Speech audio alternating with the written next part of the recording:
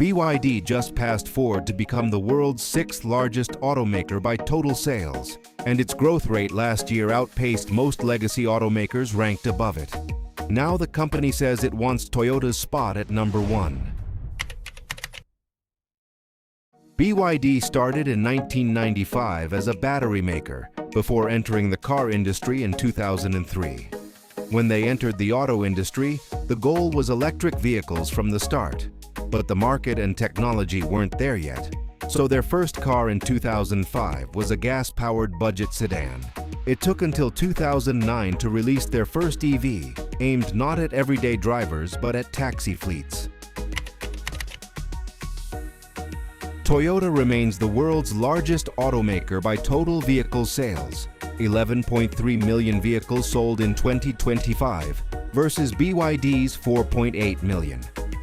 But in EVs specifically, BYD held the global EV sales lead through 2025. They lost it to Tesla in Q1 of this year, but are now on track to take it back, delivering over 557,000 electric vehicles in Q2 alone, more than Tesla is expected to report. BYD has become the best-selling EV brand in several overseas markets, including Australia, Brazil, and the UK, surpassing Tesla and Kia. In Australia, BYD arrived in November 2022 with a single model. This year, they are currently ranked the 5th best-selling car brand in the entire country, not just EVs, all cars. 43% of BYD's total sales last quarter came from outside China, helping fuel its run at the global EV title. Owners commuting and driving around town report high satisfaction with the smooth, quiet driving experience, low running costs, and feature richness, even small touches like V2L, which lets you power devices and appliances off the car's battery, surprised people who aren't used to the feature at this price point. In Australia, one of BYD's most established markets, the company's own leadership has publicly admitted service is the weak link. Long wait times for parts and a dealer network racing to keep up with sales growth. Fast growth is outpacing the infrastructure that needs to support it.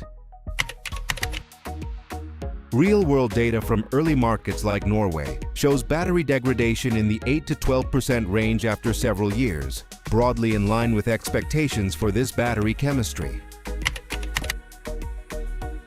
100% tariff on Chinese-made vehicles has effectively kept BYD out of the US market. But even if tariffs went away, there's a separate US Commerce Department rule banning Chinese-made vehicle software and hardware over national security concerns about data collection and remote access. And competitors say the low price point could hurt US manufacturers. Canada is distributing import permits to businesses for a quota of up to 49,000 vehicles a year at a reduced 6.1% tariff, down from the 100% rate in place from 2024 until the January 2026 trade deal. BYD isn't wasting time. It's building its own standalone dealership network, targeting around 20 branded stores in its first year, starting in Toronto before expanding to Vancouver, Montreal, and Calgary, with sales expected to begin later this year. Entering the North American market gives BYD a proximity that can't be ignored. Its rise is already reshaping the industry globally, as a competitor with its pricing pressure and its technology. Whether or not BYD ever sells a car in the US, this is a company the industry will be watching closely. If BYD were available in the US tomorrow, would you consider one if you were in the market for an EV? Comment below.